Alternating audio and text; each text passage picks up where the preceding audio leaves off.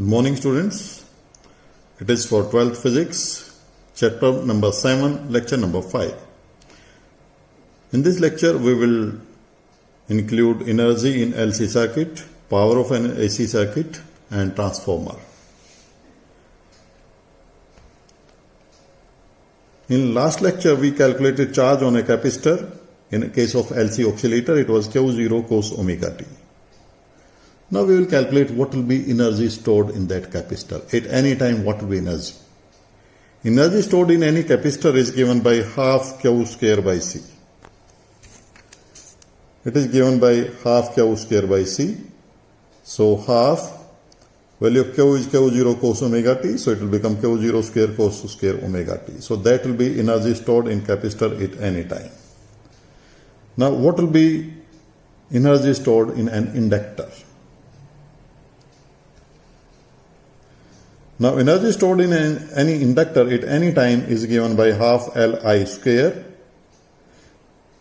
We know Q is equal to Q0 cos omega t. So we will calculate the value of the current. Differentiate this equation both sides. So I is dq by dt. So it will be d by dt of Q0 cos omega t. Differentiate this equation Q0 as it is. Differentiation of cos omega t is minus sin omega t. And differentiation of omega t is omega, so it will be equal to minus Q0 omega sin omega t. So what will be energy? It is half Li square. It's a square. It will be Q0 square omega square sin square omega t. So half L Q0 square omega is 1 by LC. Omega square is 1 by LC. So it will be 1 by LC sin square omega t.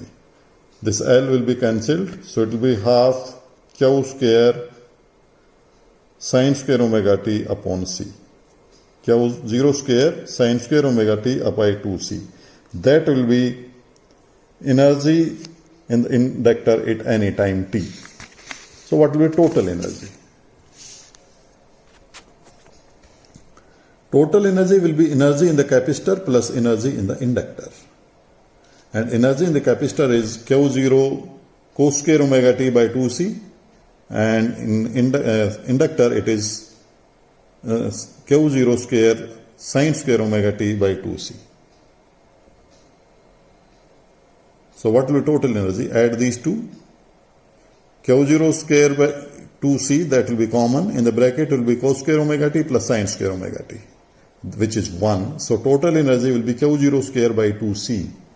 So total energy will remain constant.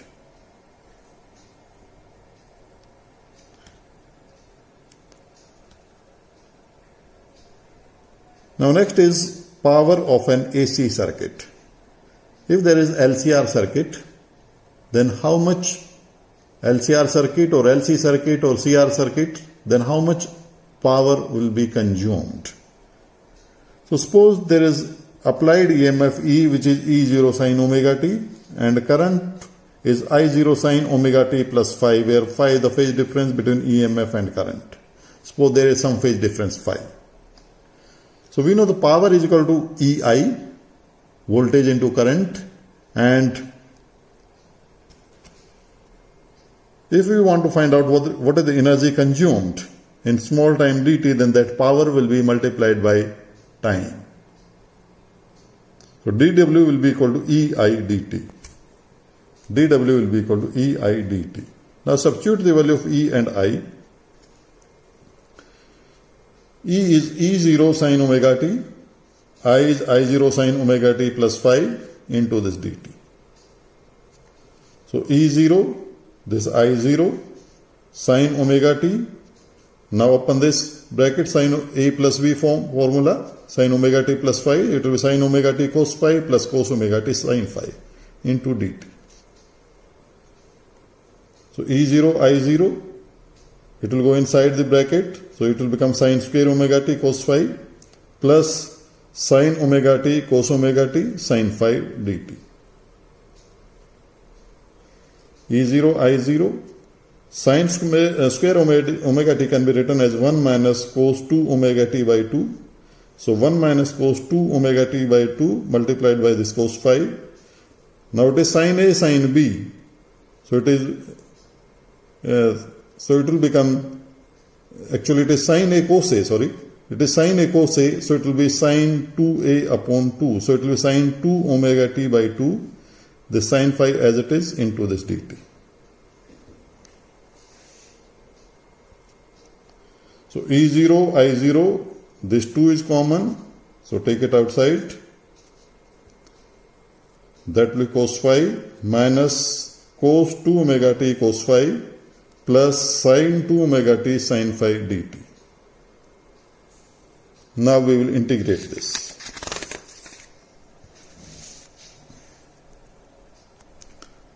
Integrate both sides. So dw, integration of dw will be E0 I0 by 2. We are integrating it for one complete cycle. Time is 0 to t, capital T, where capital T is the time period. Cos phi dt minus cos 2 omega t sin phi dt plus sin 2 omega t sin phi dt. So integrate it. Cos phi is a constant as it is. Integration of dt is t. Integration of cos 2 omega t, that will be sin 2 omega t by 2 omega, remaining term as it is. Sin 2 omega t, that will be minus cos 2 omega t by 2 omega, sin phi, because phi is a constant, so it will be as it is. Now we will apply the limits 0 to t. So t minus 0 cos phi. Now cos phi upon 2, omega will also be there.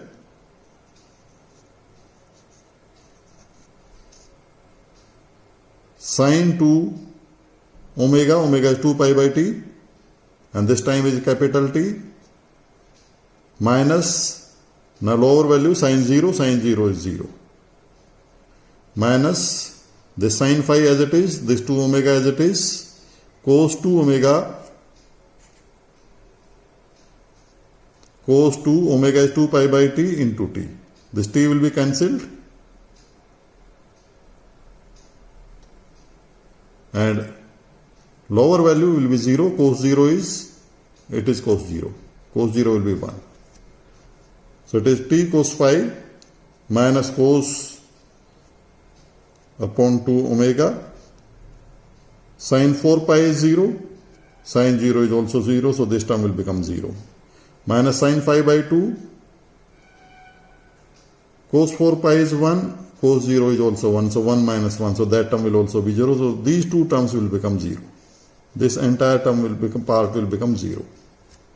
So it will be E0 I0 by 2 into t cos phi. That is W. So what will be power divided by time? So average power will be W by t. So this t will be cancelled. It will be E0 I0 cos phi by 2, which can be written as E0 by under root 2 I0 by under root 2 into cos phi. E0 by under root 2 is ERMS. I0 by under root 2 is IRMS multiplied by cos phi. This cos phi is called power factor. Cos phi is the power factor. What is the phase difference? This cos phi will decide the power. For L or C circuit, phase difference between current and voltage will be 90 degree. So power consumed in one complete cycle will be 0. Whether it is a capacitor or inductor, in first half energy is consumed and second it is released. If it is inductor, it will be magnetized, demagnetized, magnetized, demagnetized. Similarly, in case of a capacitor, it will be charged and then discharged. So energy consumed will be 0 in both the cases. And if there is some phase difference, then in that case, whatever the value of phase, power will be decided by that factor. Suppose it is a LCR circuit and it is at resonance. So at resonance, phase difference between EMF and current will be 0, so power factor will be unit. If it is LCR circuit at resonance.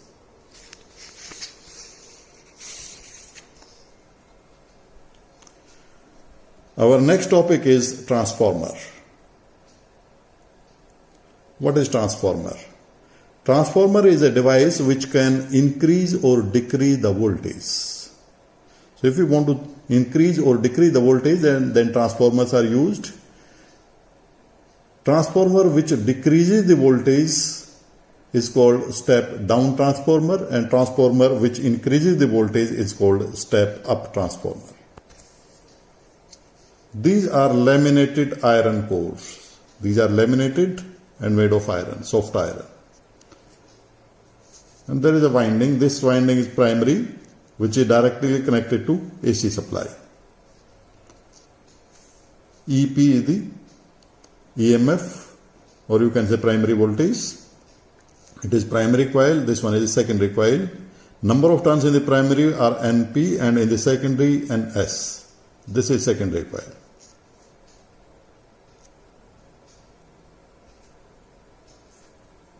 Now what is its principle? It is based on principle of mutual inductance. That is, if there will change in the flux in one coil, then there will be induced EMF in the secondary. It is AC supply, so current will change continuously. Due to continuous change in the current, there will be continuous change in the flux. So flux in the primary coil will change continuously. These are made of iron core, soft iron core. So magnetic field which was in primary will be linked to the secondary through these laminated soft iron cores. For ideal transformer, entire flux of the primary will be linked with the secondary. So in secondary there will be continuous change in the flux. Due to continuous change in the flux, there will be continuous induced EMF. So we will get output across these two terminals.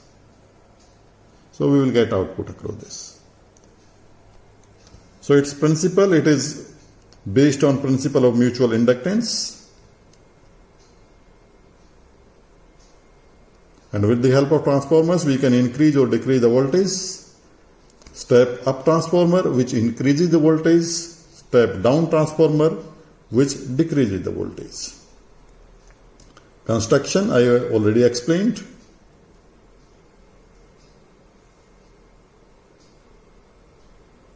It consists two coils, P and S, where P is primary, S is secondary, which are on this soft core, iron core. P is connected to AC supply, and these soft iron strips are laminated to minimize the ED current effect.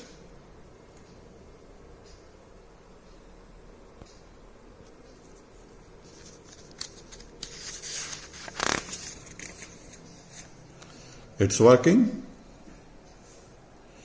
I have explained. When there will be, because it is AC current, so there will be change in the current continuously. So in AC current will change with time, so there will be continuous change in the flux in the primary. This flux is linked with the secondary with the help of soft iron cores. So there will be change in the flux in the secondary. Due to that, there will be induced EMF in the secondary.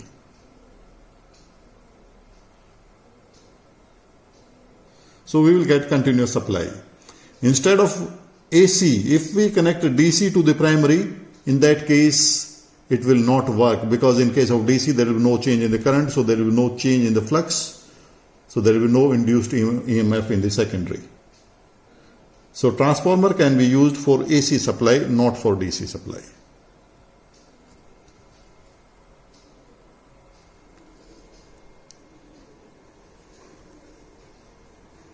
Now we will derive relation between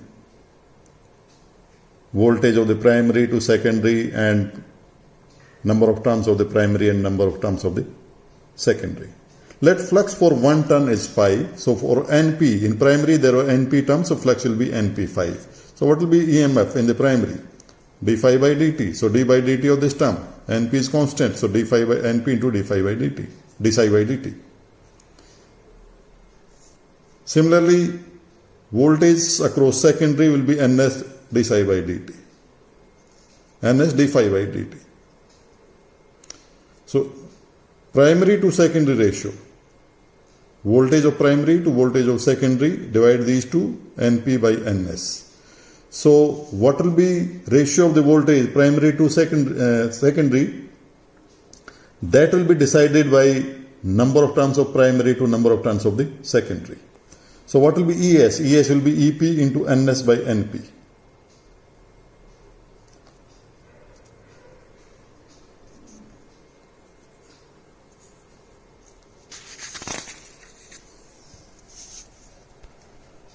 Now for step up transformer, step down transformer, it is step down, so it will decrease the voltage. So voltage of the secondary will be less as compared to voltage of the primary. So number of turns of secondary will be less as compared to primary. So in step down transformer, primary will have large number of turns as compared to secondary. And for an ideal transformer, input power is equal to output power. It is for ideal. Actually, there will be some loss of the energy. We will discuss those losses later. But for ideal transformer, input power will be equal to output power. So EP, IP will be equal to ES, IS, or you can say EI will be constant. So if there will be increase in the voltage, then there will be decrease in the current and vice versa. Increase in the voltage, decrease in the current. Decrease in the voltage, increase in the current. Power will remain constant. It is commonly asked question, transformer is increasing the voltage, is it not against the law of conservation of energy? No, it is not against the law of conservation of energy, because if there will be increase in the voltage, then current will decrease in same ratio, so power will remain constant. Now if there will be decrease in the voltage, it was step down transformer, so if there will be decrease in the voltage, then current will increase. So in secondary, current will be more. So for more current, a thick wire will be required. So for step down transformer, secondary will be thick as compared to primary.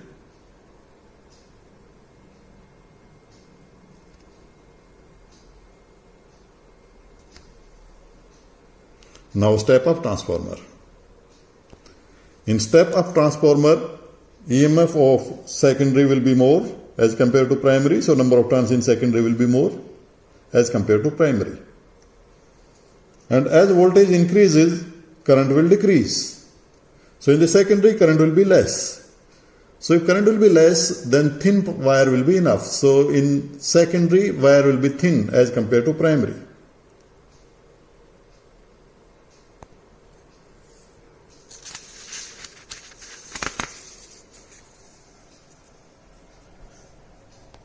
Now energy losses in transformers.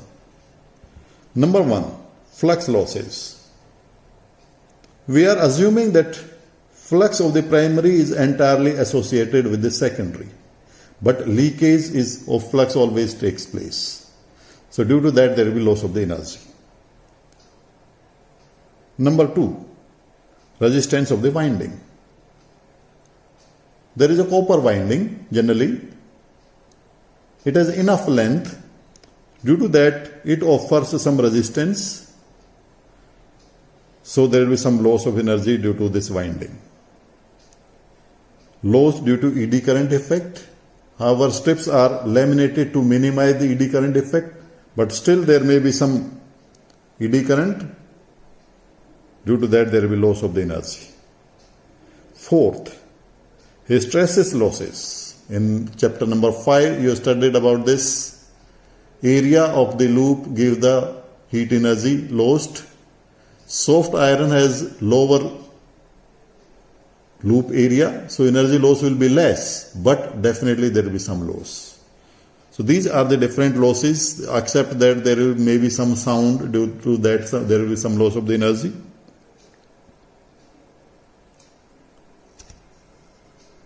Now question is, why electric power is supplied at high voltage? However, if voltage will be high, then it will be fatal. But even then we supply power at high voltage. Question, why? You know, power is equal to VI. If voltage will be high, then current will be less for the given power. If V will be high, then I will be less. Energy loss due to heating is given by I square R. So if I will be less, then I square R will be less. So heating loss will be less. So power line, or you can say line losses or power loss will be less if voltage is high for a given power.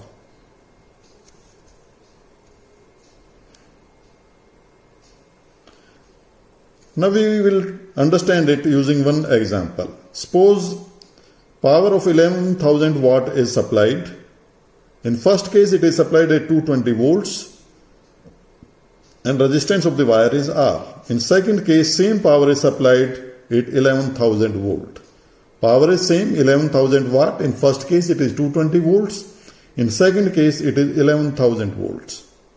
Resistance of the wire is R. In first case, we know P is equal to VI.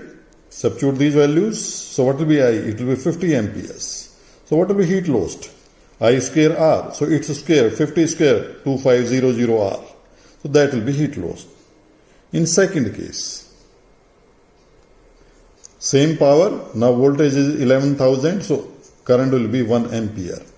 What will be heat lost? I square R. Square of 1 will be 1, so only R. So in first case, heat lost was 2500 R, where R was the resistance of the wire. That will remain same in both the cases. And in second case, it was only R. So if we supply voltage, if we supply power at high voltage, in that case, loss of energy will be less. That was all about this chapter AC. With this chapter is over. Now you can solve all the remaining numericals of this chapter. Thank you.